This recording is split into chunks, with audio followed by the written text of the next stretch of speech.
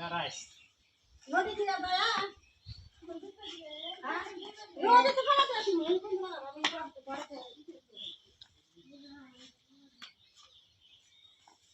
আসসালামু আলাইকুম সুপ্রিয় দর্শক, আপনারা দেখতে পাচ্ছেন আমাদের ঢেক ধোয়া এনসিসারের রশিদ ভাইয়ের বাড়িতে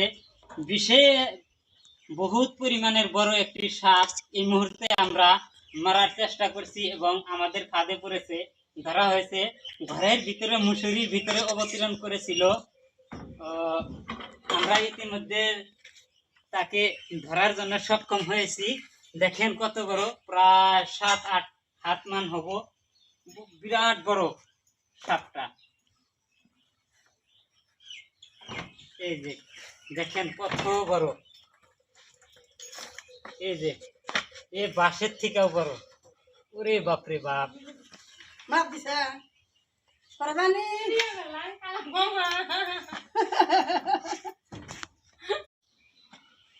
দাঁড়াইস নদী দিয়া দয়া নদী তো ফলাতে আসি মন কোন না আমি করতে পারতে।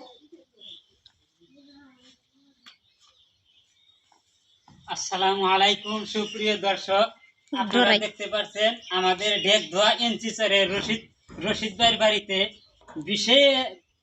বহুত পরিমাণের বড় একটি সাপ এই মুহূর্তে আমরা মারার চেষ্টা করছি এবং আমাদের ফাঁদে পড়েছে, ধরা হয়েছে।